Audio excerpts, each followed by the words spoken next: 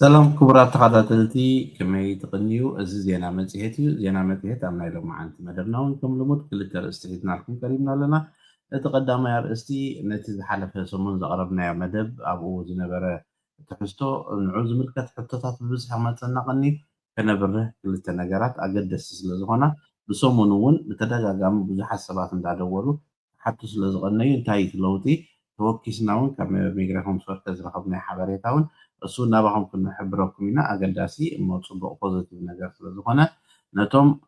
ዜግነት ኣመልኪትኩም ዘለኹም ዝምልከት ኮይኑ ውላድ እንተንፂኹም ኣመልኪትኩም ከለኹም ዝምልከት እዩ እሱ ተቐዳማይ ክፋል እዩ ካልኣይ ከዓ ደቅኹም ኣምፂኹሞም ኣብዚ 18 ናይ ዝመልኡ ስድራ ቤታት እውን እዚ እውን ኣዝዩ ብዙሕ ሕቶታት ክመፀና ቐኒ ኣሎ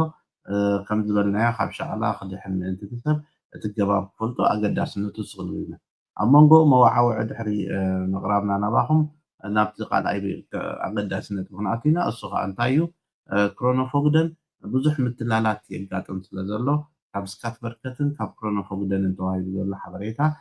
ክጥንቀቑ እንታይ ዓይነት ምትላል ናይ ኢሜይል ኣገባብ መፂእ ኣሎ ካልእ እውን እቶም ካልኦት ዓይነት ምትላላት ምስ ዘጋጥሙ እንታይ ክትገብሩ ከም ዘለኩም ዝገልፅ ሓበሬታ ናባኹም ከነብል ኢና ክትከታተሉና እንዳዓደምና ናብቲ ትሕዝቶ ናይ ተቐዳማይ ኣርእስትና ክንኣቱ ኢና ኣብቲ ቀዳማይ ኣርእስቲ ኣብ ዝሓለፈ ሰሙን እንታይ ኢልና ነርና ሚግራኹም ስፈርከት ዜግነት ኣመልኪትኩም ዝነበርኩም እሞ ደቅኹም ገና መንበሪ ፍቓዶም ቀዋሚ ደይኮነ ኣብዚ ዝተወለዱ ቆልዑት ግን ድሕሪ ምምልካትኩም ከዓ ዝተወለዱ ቆልዑት እንተኮይኖም ዜግነት ኣመልኪትካ እንዳተፀበኻ ቆልዓ ትወልድ እቲ ቆልዓ ገና 3 ዓመት መሊኡ ቀዋሚ ወሲዱ ዜግነት ከመልክት ይግብኦ ነይሩ በቲ ናይ ቅድሚ ሕጂ መስርሕ እዚ ሕጂ መፂእ ዘሎ እንታይ እዩ ኣመልኪትካ እንዳተፀበኻ ከለካ ዝተወለደ ቆልዓ ምሳኻ የጠቓልልዎ እሞ ከም ዝተወለደ ከም ዝወሰደ ዓይነት ኮይኑ ወይ ከዓ ንስኻ ዜግነት ምስ ወሰድካ ከም ዝተወለደ ዓይነት ኮይኑ እዚ ቆልዓስ ምሳኻ ሓዊስና ዶ ክንቦ ኢሎም ደብዳቤ ምስዳድ ጀሚሮም ኣለዉ ብዙሕ ዝመፆም ሰባት ኣለዉ ኣብ ከምዚ ኩነታት እወ ምስ ናተይ ይወዳእ ኣሉ እንተኢልካ ገና ቀዋሚ መንበሪ ፍቓድ ከይወሰደ ከሎ እቲ ቆልዓ ዜግነት ምሃብ ጀሚሮም ስለ ዘለዉ እታ ነጥቢ እንታይ ማለት እዩ ቀደም እንድሕር ዳ ክትወልዶ ከለካ ነቲ ቆልዓ ዜጋ ነርካ ፈር ኣውቶማቲክ እቲ ቆልዓ ዜጋ ይኸውን እዩ ነይሩ ሕጂ ግን ኣመልኪትካ ከለካ እንተወሊድካዮ ከማን ደብዳቤ ሰዲዶም እዚ ቆልዓስ ምሳኻ ደኾነ እትዎ ይብሉ እሞ ገና ቀዋሚ መንበሪ ፍቓድ ከይወሰዱ ዜግነት ዝሃብዎም ቀዋሚ መንበሪ ፍቓድ ከይወሰዱ ዜግነት ዝሃብዎም ቆልዑት ኣለዉ ነዚ ዝምልከት ምስ ተወከስና እቲ ወላዲ ኣመልኪቱ ከሎ እቲ ቆልዓ እንድሕር ዳ ተወሊዱ ዕድል ኣሎ ነስቲ ናይቲ ወላዲ ጌርካ ቀዋሚ መንበሪ ፍቓድ ከይወሰደ ከለኹማ ዜግነት ምሃብ በዚ ኣጋጣሚ ከዓ ዝሃብዎም ኣለዉ ደው ኢሎምን ሓቢሮምና እዚ ሓበሬታ እዚ ንመብዛሕትኡ ኣብ ፅሑልና ኢሎም እውን እግረ መንገደይ ብሽም ኩላትኩም ተኸታተልቲ ከመስግኖም ደሊ ነቶም ከምኡ ዝገበሩ እቲ ካልኣይ ኣርእስቲ ከዓኒ ትሕቲ ዕድመ ኮይኖም መፂኦም ኣብዚ 18 ምስ መልኡ ናብ ዓድኻ ዘይመልሰካ ምክንያት ናትካ ክህልወካ ኣለዎ ናይ ወላዲኻ ዝመፃኻሉ እኹል ኣይኮነን ዝብል ነገር ይመፅእ ኣሎ ስለዚ እዚ ሕቶታት እዚ ክመፅእ ከሎ እንተተኻኢሉ ኣትሊስት ከይተሻቐልኩም እቲ መንበሪ ፍቓድ ብፍላይ ኤርትራውያን መንእሰያት ተኮይኖም ሳዋ ገለ ስለ ዘሎ ክኸዱ ይክእሉ እዮም እቲ ዝወስድዎ ፍቓድ ከዓ ናይ ዓመት ወይ ናይ 3 ዓመት ክኸውን ምጋለት ከዓ ዓመት ትርጉም ኣለዎ ናይ 3 ዓመት ክኸውን እንተኮይኑ በቲ ናይ ኮንቬንሽን መሰረት ኣብ 6 ነጥብታት ዝኣተወ ክኸውን ኣለዎ ወይ ብሃይማኖት ወይ ብፆታ ወይ ብዓመፅ ወይ ገለ ዝብል ኣሎ ኣብዚ ዝኣተወ እንተኮይኑ ናይ 3 ዓመት ወስድ እንተዘይኮይኑ ከዓ ክምለስ ስለ ዘይክእል ተባሂሉ ከዓ ኣልተርናቲቭ ፕሮቴክሽን ናይ 1 ዓመት ዝወሃበሉ ኩነታት ኣሎ ኣብዚ ነቲ ፍልልይ ብደቂቕ መፍላጥን በቲ ግቡእ መንገዲ ምኻድ ኣገዳሲ ይኸውን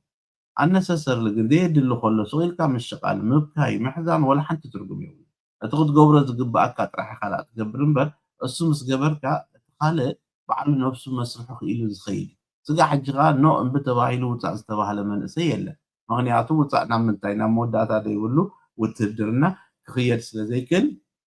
ናብኡ ክሰዱ ይክእሉ እዩ እታ ሳልሳይ ትመፅእ ዘላ ብዝሒ እንታይ ኩሉ እዚ ሕቶታት ናይ ዜግነት ወዲእካ ምስ ኣብቅዓካ ብኣካል ናብኡ ምፃእ ትበሃል ኣላ ሕጂ እቲ ሰብ ተኺሉ እቲ ኢንተርቪው ሕቶ ገለ ስለ ዝፈርሕ ብኣካል ምፃእ ብኣካል መፂኻ ክንሪኤካ ኣይደንቲቲኻ ክበሃል ከሎ ናይ መጨረሻ ምዕራፍ ናይቲ ናይ ዜግነት ተበፂሑ ማለት እዩ ኣብኡ ተበፂሑ ክሐጉሰካ ዝግባእ ከምኡ ሕጂ ኸ እንታዮም ደልዮምን ብኣካል ምፃእ ኢሎምን ቆፀራ ሓዚሎምን ኢሉ ይሻቐል ሰብ እዚኣ ሓዳሽ ዘተኣታተዋ ኣሰራርሓ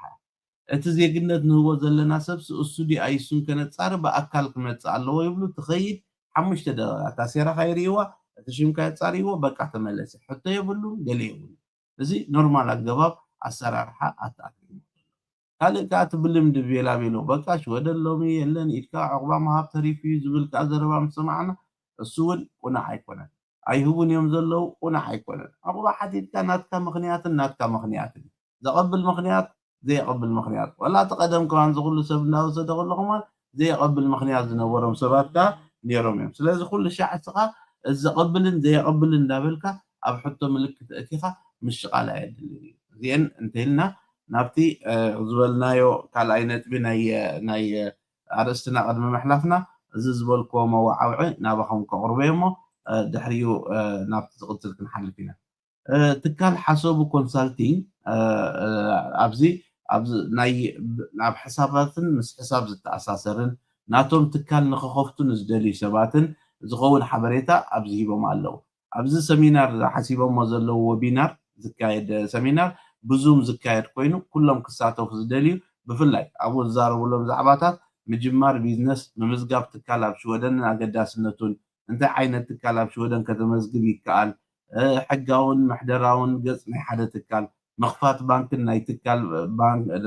ناي تكال أبشو ودن قبري تكال مسؤول تزاميدو زخيد قداتن مولا تكالن من شتاتومن أما محدار تكالات زقاتهم بدوتاتن مفتحيتاتومن أبنز زتعوتان زفشلان تكالات نتمرتي كالئن كتاقاللي أبز نخط مزقبو أبز نريو زلنا أبتلين كون قبرالكم هنا نابزا لينك دي أطويقا أتيخا إيخا تمزقبنابو زي خمسة عينة عدلات خمسة تخلو بنتس أيخا خمسة تريو زلهم نتس سمينار كوينو فريخا أيكو فولون أتيخا ناتو تكال زقبر دي ولا تكال هالليو أبتوش تزقاتو ما شجرات انتايو مسكيلا نايت عودو زغونا سبات مزررا أزي أقداس سلازغونا أزي ألوتون ساعتون أبزي تغليت يلن دحرم مزقابكم حبريتا إيميل كما تصوكم مخوني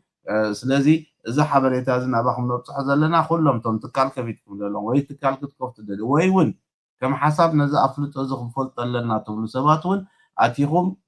تقباب كتمهارلون بغانقو خاخم دا عينة نجر كدالو خلو أزي أقداس سلازغونا أو متيهم كتساتفو تحديمكم علىكم دابلنا نابتي كالا رأسنا كنسجرينا معنا تخال رأسنا انتايو كورونا فوقدن كمزتري وزلهم تي حبريتا خبت من جندار أخو خزار بيمو كورونا فوقدن أفتناتهم مرة حبريتا زوتو الله نايمتلا لجوابات ندابز حمس كده زناتنا سبك أخو مزتري وزلهم عامتاتو درد ولا سلازخونا أفت ديجيتال نجر بزح قداي زخونا اللغنا تاتالو ناي حاسوت ميل زمتسك الله SMS يسودو ناي حاسوت كمون دويلهم ناي حاسوت دويلهم زج مربرو بزحاتين اتوم زج مربرو ابزن تاريخنا انا ابنت حجي ازي ومينلس سديدنا لك خمس غيرنا سلازي سب كل زفرح انتاي كورونا فوقدن تيلو مخاص لزفرح تسب ناب كورونا فوقدن تقعلت كندزي انت دي كوينو خنصدوينا خمس خنقبرينا خنمتكاينا انت زي الا زن زي انكفلن كابكم مخدحن يلوم يسدو لك اوكي ስለዚ ከምዚ ዓይነት ነገር ክሰዱ ከለዉ እቲ ሰብ ሰንቢዱ ፈሪሑ ክኸፍል የብሉን እንታይ ደኣ ክገብር ኣለዎ ኣብ ዝብል ዝሃብዎ ክሮኖ ፈቅዶም ባዕሎም ሓበሬታ ሓደ ብሓደ ንርኣየ ደየር ካን ዱ ዮር ፎሽ እዚኹም ክትገብሩ ዘለኩም ምንድሕር ዳ መጭበርበር ናትና መይል ኢሎም ክሮኖ ፈቅዶም ኩሉ ሻዕ ዝመፀኩም ብከምዚ መንገዲ እዩ ሽም ኣፍተርናም ናይቲ ሰብ ናይቲ ሰራሕተኛ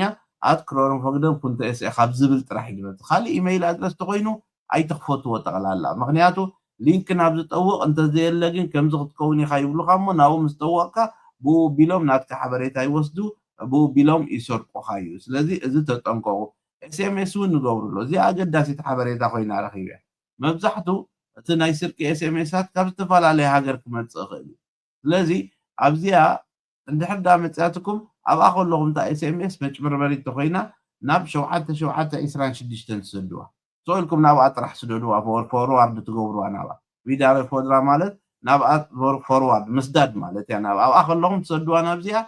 السوم كفلت يوم شحو زي اسبام مخانا ناي مجبربريت مخانا افت تليفون كوتوايم مغنياتو عالم لقاو نعوزو قاصر ناي سبام تكال نزا قطر زي 7726 سبام مخانا زري اندحر دا اخسر قخا خجبربروخا بي اس ام اس ابز طوق قليلهم زي مطوا كومون لومي لينك سدلكا QR كود يسدلك اتاتشمنت ايميل اب اس ام اس እንዳሰደዱ እንታይ ክትገብር ኣለካ ከምኡ እንተኮይኑ ይብሉ ኣለዉ እንተ ክሊካ ፖሌንካር ኤለር ስካና ኪዋር ትጠራጠሮ እንተኮንካ ኣይትግበሮ ናብኦም ደው ኢልካ ሕተት ተወከስ ትህውኽ ኢልካ ኣይትግበሮ ንዑ ተተሓሒዙ ዝሰደደልካ ፋይል ኣይትኽፈቶ ሜይል ድዩ ወላ መልእኽቲ ድዩ ኣይትመልሰሎም እንተመሊስካሎም ናይ ሓበሬታኻ ናይ ምርካብ ተኽእሎ ስለ ዘሎ ማለት እዩ ስለዚ እንድሕር ዳ ካልእ ናይ ሓሶት ምልክታት ምዃኑ ዘርኢ ከዓኒ ኣብኡ ዝጥቀሙሉ ከምዚ ኣብ ወግዓዊ ናይ ቋንቋ ሽወደንን ናይ ሓደ ዓርክኻ ዝሰደልካን ዓይነት ይጥቀሙ ቢሮ ክፈል ክብሉካ ክእሉ ስዌንስካ እንግሊዝካ ወይ ከዓ ሓዋዊሶም ክሰዱ ይኽእሉ እቲ ናይ ምጭብርባር ክኾን ከሎ ሳምታል ክኾን ከሎ ዘረባ ከዓ ከምኡ እዚአን ኩለን እዚኣተን ከዓ ኣመልክተን ኢኻ ናብ ፖሊስ ከምዚ መፂኒ ከምዚ ኮይኑ ከምዚ ገይሮም ኢልካ ሓብር ክግበር ዝከኣል ነገር ደው ከብልዎ ዝኽእሉ ነገር እንተኮይኑ ክትርኢ ማለት እዩ ስለዚ እንድሕር ዳ ኩሉ ሻዕ እቲ ዝመፀካ ሓበሬታ ጠራጣሪ ኮይኑ ቀልጢፍካ ኣይትኽፈል ደው ኣብሎ ናይ ሓሶት ፋክቱራ ዝሰዱ ኣለዉ እንታይ ኢኻ ትገብር ዳኣ ከምኡ እንተኮይኑ እዚአን ኣለዋ ተንስተ እንድሕር ዳኣ ከምኡ መፂካ መጀመርያ ፋክቱራ ሰዲዶም ናይ ሓሶት ክፈለቶ ኢሎምካ መጀመርያ በስትሪዳ ትገብሮ ንዑ እዚ ኣይክኸፍሎን እየ ትብል ማለት እዩ እዚ እሱ ምስ በልካ እሳ ብኢሜይል ወይ ከዓ ሪኮመንደራት ብረፍ ጌርካ ትሰዶ ምክንያቱ ጭብጢ ክህልወካ ኩሉ ሻዕ ንብሎ ነገር እዩ ወላ ናብ ሚግሬሽን ክትሰዱ ከለኹም ወረቐት ደብዳቤ ውስጥ ኣትዋ ኣቢልካ ትሰዳ ተጠፊያ ኣይመፀና ንብልካ ንዓነታ ትሰዳ ዘለካ ቅድሚ ስዳድካ ስካን ግበራ ብኢሜይል ስለ ዘሎ እታ ናይ ኢሜይል መረጋገፂት ኣብ ኢድካ ትኾነልካ እታ ውስጣ ከዓኒ ምስ በፅሐት በፂሓ ተደይ በፂሓ ግን በዛ ኢሜይል ንህለት እንደሞ በዛ ዓለት እዚኣ ሰዲደልኩም ክትብል ኣብዚ እውን ከምኡ ብሉ ኣለዉ ነዚ ዝሰደድካዮ ወይ ሪኮመንዴራ ብረፍ ግበሮ ከም ድበፅሐ ከተረጋግፅ ማለት ሪኮመንዴራ ዶኩመንት ክሰድድ ከለኹም ኩሉ ሻዕ ሪኮመንዴራ ይስደድ ወይ ከዓኒ ኣትሊስት ብኢሜይል ከዓ ስደዶብል ዳሕራይ ነቲ ፋክቱራ ዝሰደዱልካ ትካል ናብኦም ከዓ መልሰሎ እታ ኮፕያ ናታ ዝሰደድካያ ከዓ ኣትርፍ ሽዑ ቀልጢፍካ ናብ ፖሊስ ሓበር ምክንያቱ ክትከፍሎ ዘይግባእ ነገር ከፈራርሑካ ናብ ኢንካሶዶ ናብ ገለ ክኸይድ ይኽብሉ እንዲኦም እሱ እንተኢሉ እቲ ኣገባብ ተኸቲልካያ ዘለካ ካብ ዝቕፅል ዕዳም ካልእን ነፃ ከተውፃእካ እያ ምክንያቱ ናይ ሓሶት ኢልካ ተደይከፊልካያ ከዓ ናይ ሓቂ ኮይኑ ክመፅእ ይኽእል ነዝን ካልእን ዝምልከት ብዙሕ ሓበሬታ ኣብዝለኩም ኣቲኹም ክትርእዩ ትኽእሉ ኢኹም ኢሎም ከዓ ሂቦምና ኣለዉ ኮንሱመንት በርከት ኣሎ መሰላትካ ከም ተገልጋላይ እንታይ እዩ ስዌንስካ ሃንደል ኢንተግሪቲ ስኪደስ ሚንዲሄተን ፎረታ ጋርና ሬሪንግ እዚ ሓበሬታ ነዚ ዝምልከት ከዓ ብዙሕ ኣብዚ ክትረኽቡ ትኽእሉ ኢኹም ኢሎም ከዓ ሂቦም ኣለዉ ኣነ ተን ሊንክ ሰናንፀ ክልትየን ኣብ ታሕቲ ክገብረልኩም እየ እቲ ናይ ምምዝጋብ ሊንክ እውን ኣብ ታሕቲ ክንገብረልኩም ኢና ናብኡ ኣቲኹም ኣብቲ ሰሚናር ክትሳተፉ ነቲ ሓበሬታ ዘቐረብናዮ ከዓኒ ክትከታተልዎ እተን ሊንክ ናይ በዓል ክሮኖፎግደን ኣብአን ክእትወን ንሎሚ ኣብዚ ደው ከነብል ኢና ኣብ ቀፃሊ ብካልእ ትሕዝቶ ስጋዕ ንራኸብ ሰላም